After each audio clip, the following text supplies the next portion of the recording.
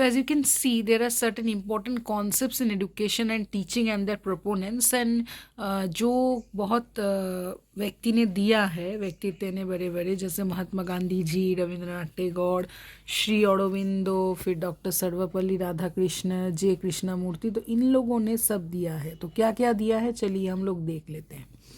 Basic education, जैसे Wardha education, ये initiative was put in words by Dr. Zakir Hussain in 1937, and this is called as Nai Bunyadi Talim. Its objective is to make individual self-sufficient. वो किसी ने दिया था?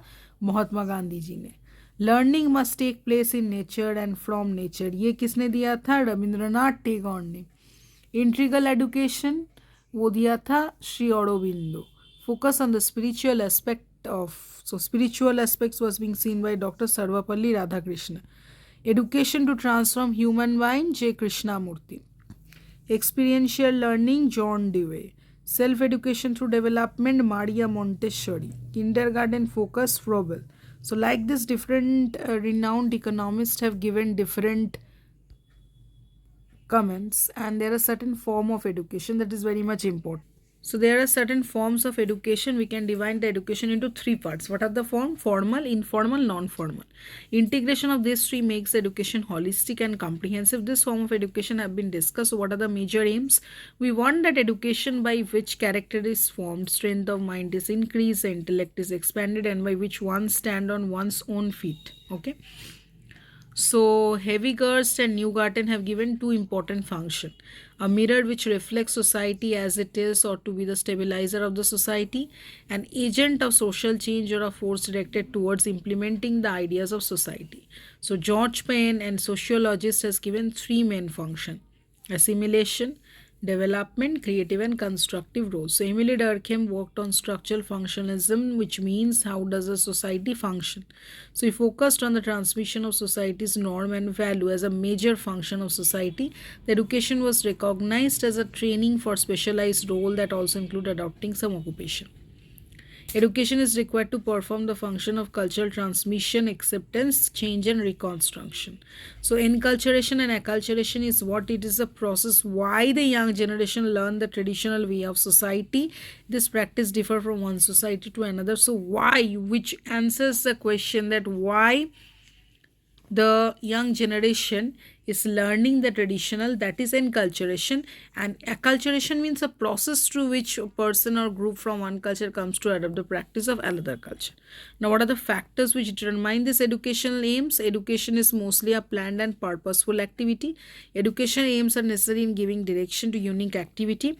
Philosophy and education are the two sides of the same coin. Philosophy is a main factor which determines the aim of education. Education is termed to be the best means. Human nature is closely linked with philosophy, like the idealist regard unfolding of the divine in man. Education has to preserve and transmit the cultural heritage and traditions. In ancient India, Buddhism emphasized the inculcation of the ideal of religion like ahimsa and truth. There can be authoritarianism, conservatism, liberalism, moderates, feminism, totalitarianism, corporatism, democracy, environmentalism, and so on. The society develops accordingly. So, what are the forms of education? Formal, informal, non-formal. Pre-planned and organized, imparted through institution like college. So, it's a formal one. Informal, indirect, and spontaneous, and flexible open system. Exploration of knowledge. Knowledge is must for good interpersonal relationship, healthy adjustment in life, modification of behavior, self-awareness, and for social growth.